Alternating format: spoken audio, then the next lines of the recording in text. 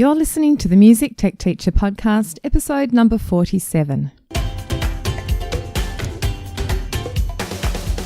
Welcome to the Music Tech Teacher podcast. Music tech tips, lesson ideas, advice, news, and interviews, especially for music teachers. Brought to you by midnightmusic.com.au. Hello and welcome to another episode of the Music Tech Teacher podcast. I'm Katie Wardrobe, a music technology education trainer, speaker and consultant from midnightmusic.com.au, where I help music teachers use technology effectively in music education. Now, this episode is actually a continuation of some of the ideas that I started to talk about in the previous episode, which was episode 46. If you haven't already listened to that one, I'd probably recommend doing that first before listening to this episode. In this episode, we are going to cover something separate, but it's a continuation, as I mentioned, of the previous one. So in the first episode, we covered the reasons for creating an interactive display that uses audio and video, and I shared the first out of two possible ways that I wanted to share for you to achieve that.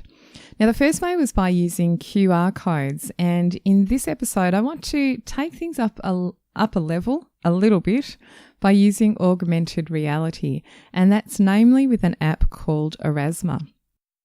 Hi, now it's Katie from the future here, just dropping in to say that as soon as I had finished recording this episode, I actually discovered, because someone told me, that the Erasma app has changed its name. Now, it's been bought by the HP company, and so HP have changed the name of the app to HP Reveal.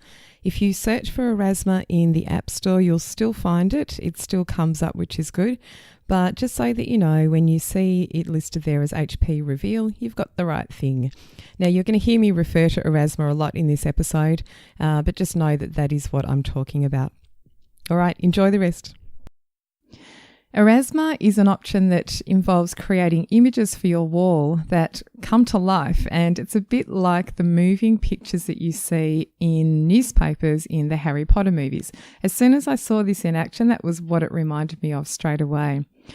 It's lots of fun, it's super effective, and even though the technology's been around for, a few years now, it's still kind of stunning. I find it still has a great effect. When people see it in action, it has a great effect.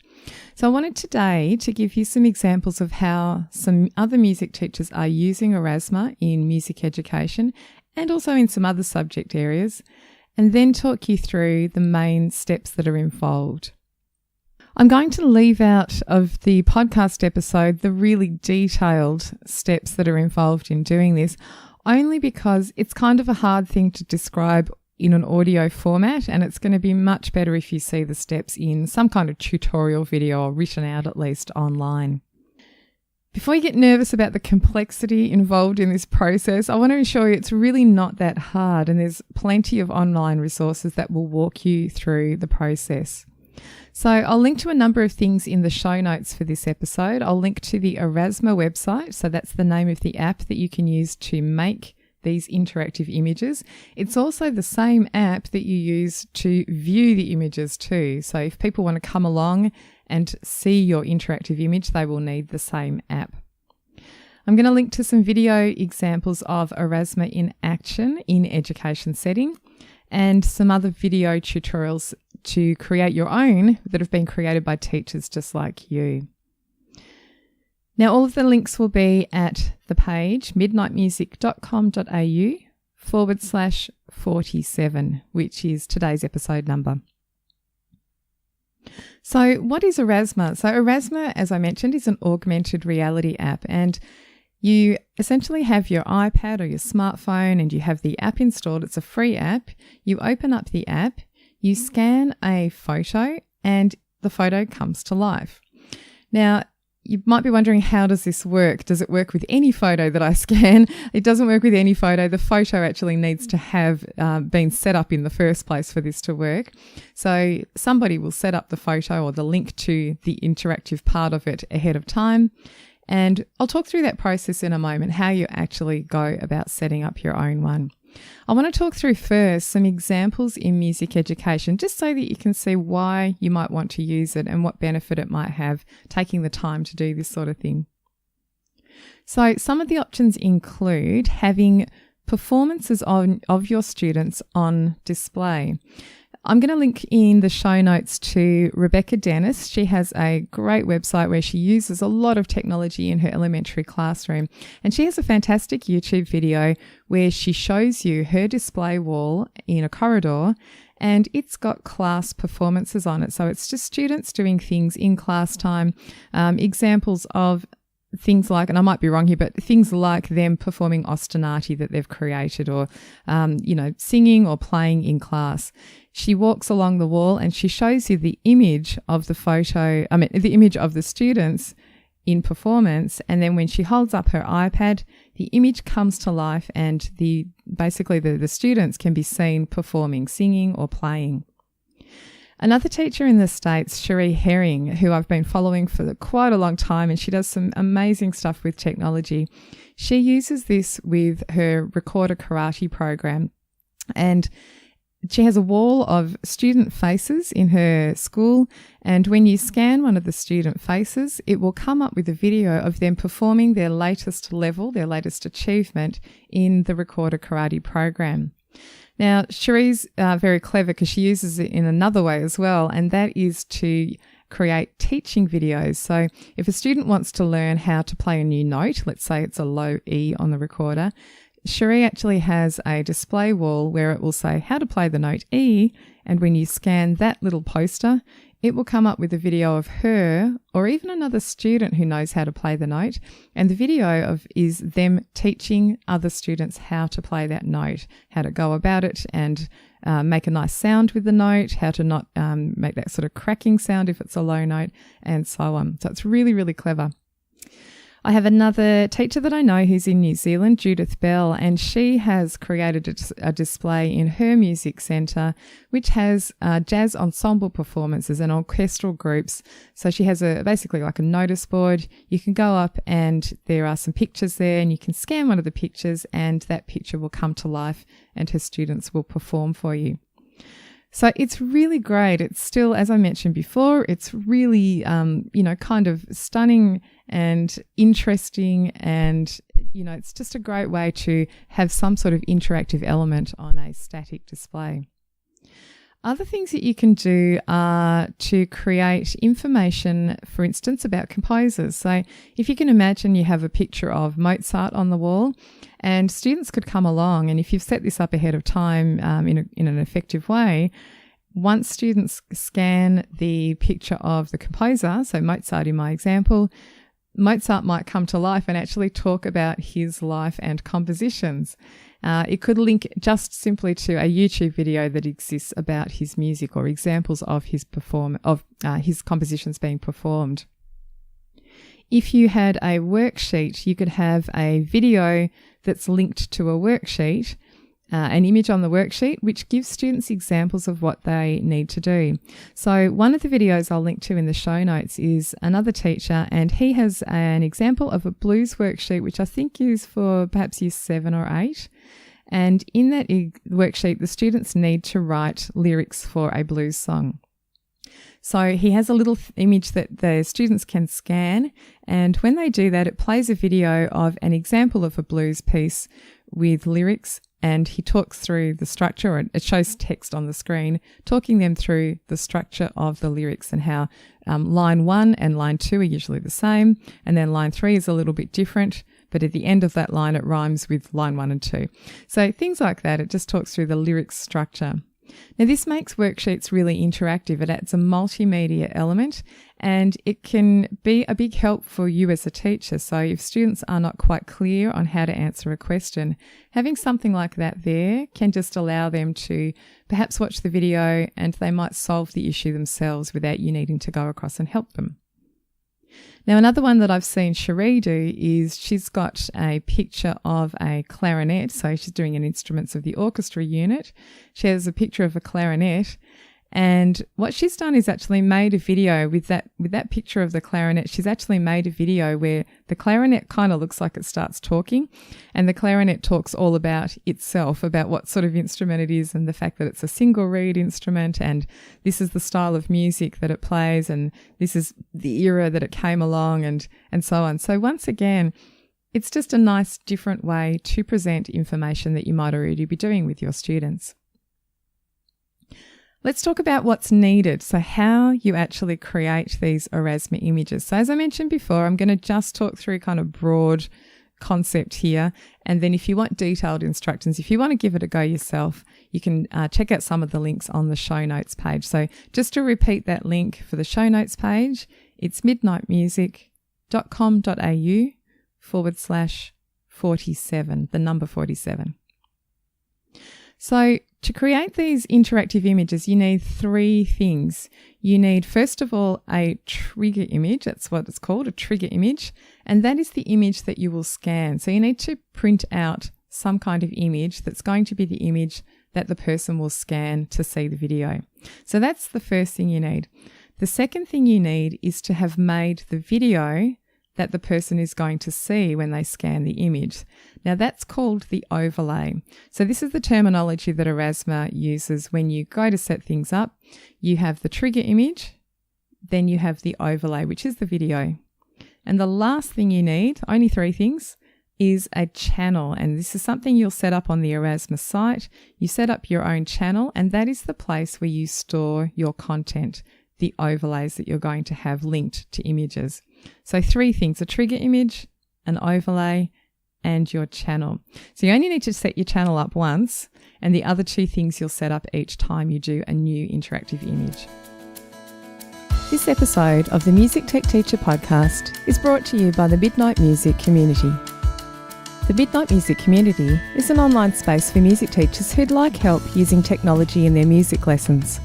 There are online courses, video tutorials, lesson plans, music tech news, and professional development certificates are provided for any training that you undertake. I'm inside the community every day, personally answering members' questions and sharing tips and ideas.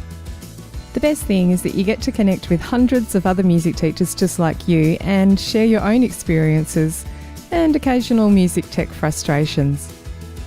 For more information and a special joining price just for the listeners of this podcast, visit midnightmusic.com.au/podcast offer. That's midnightmusic.com.au/podcast offer. The overall process is that you will make your video first. So that would be step one. You make the video or find a video that you're going to use and you upload it to your Aurasma channel. So that's the bit that I mentioned is called the overlay. The second thing is that you'll create the image that you want to have on display, the trigger image, and that's the thing that the person's going to scan.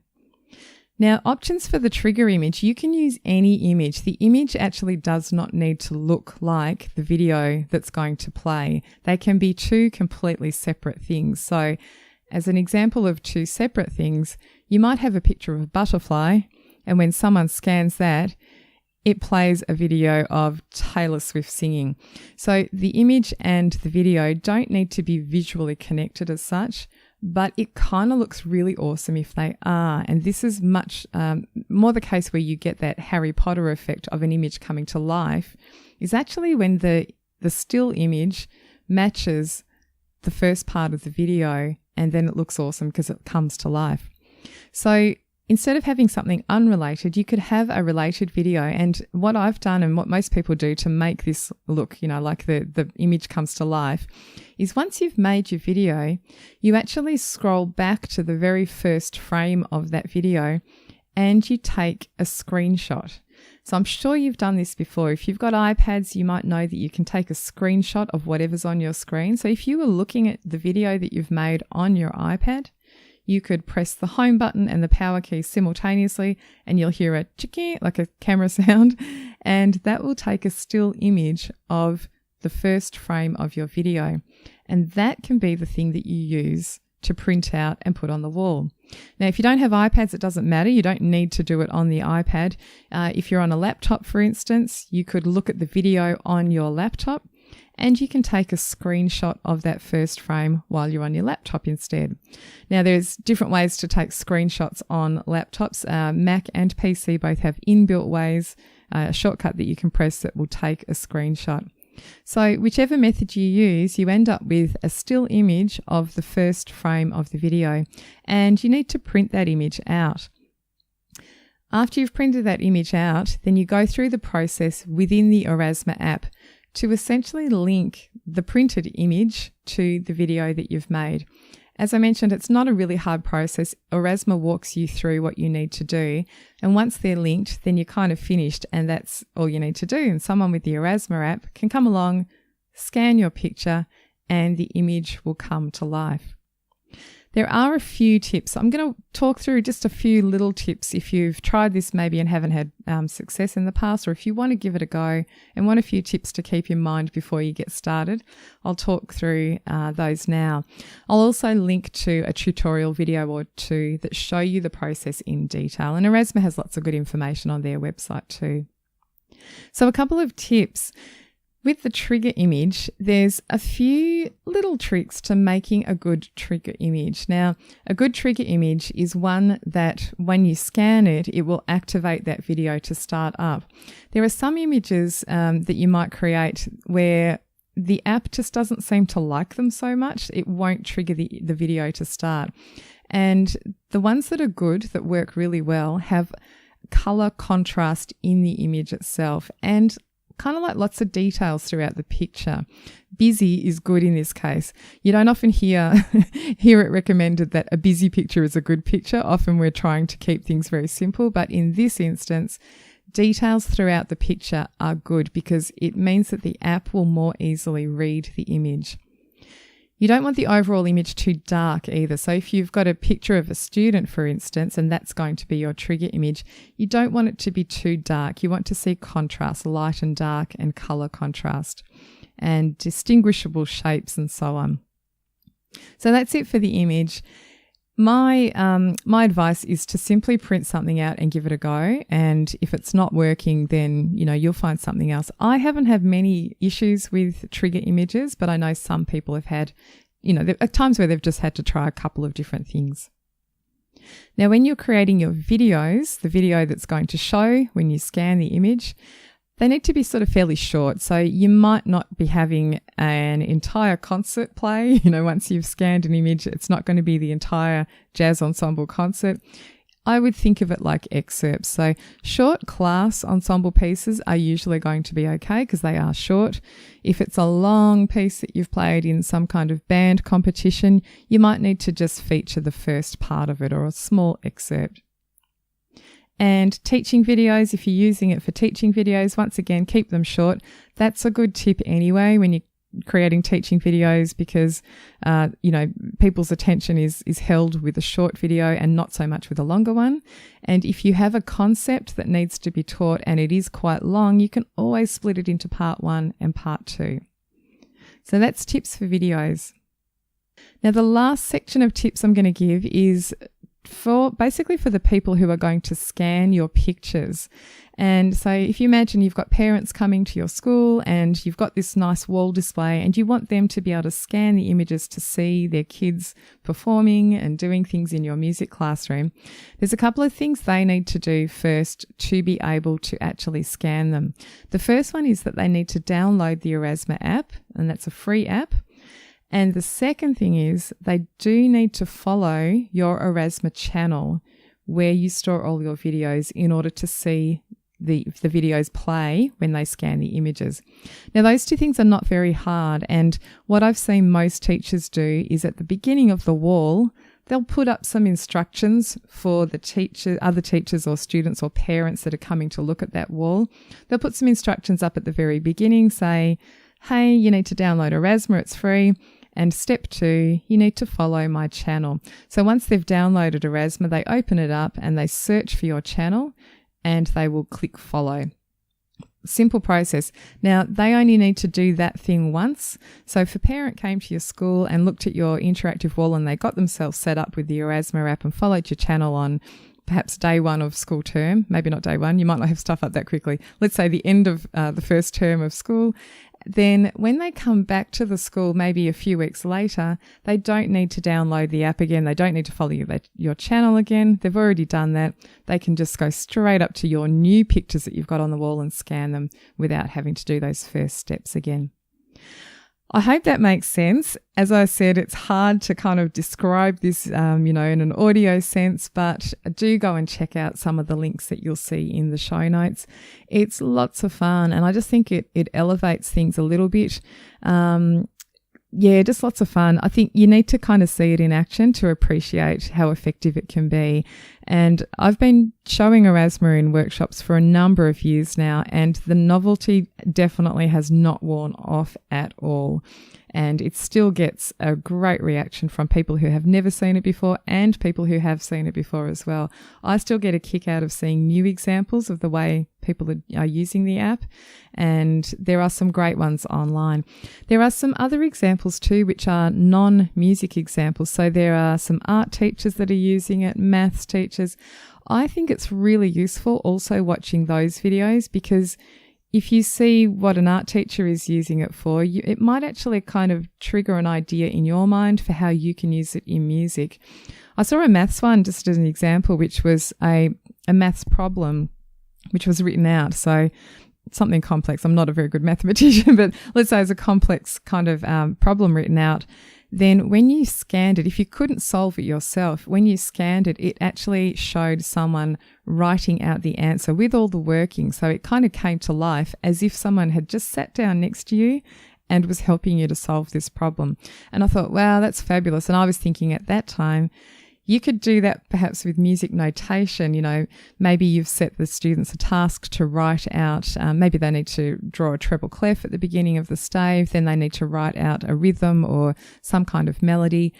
And if they're a little bit stuck on how to do that, maybe they're not quite sure which way stems need to go for notes or something else, or how to form a treble clef, you could have an Erasmus video which walks them through the process and shows you actually doing it in the video. So that's just a few ideas. Do go and check out the links in the show notes, and I hope you'll give it a go. I'd love to hear from you if you do manage to give it a go and take a look at it in action and tell me what you think. Like the QR code process that I talked about in the previous episode, this process for using Erasmus is actually going to be part of a new course that I'm developing for the members of my Midnight Music community, which is a professional development community for music teachers who want to know a bit more about technology in education. It's tentatively called the Music Tech Bootcamp, Essential Skills for Music Teachers at this stage, and it's going to cover lots of great tech skills and examples of how you can use them in your music classes. So if you'd like to join the community and get access to that course when it comes out, you can head to midnightmusic.com.au/podcast offer. The Music Tech Teacher podcast is hosted by me, Katie Wardrobe. You can find more information and links from today's episode at midnightmusic.com.au/47. Thanks for listening, and I'll see you next time.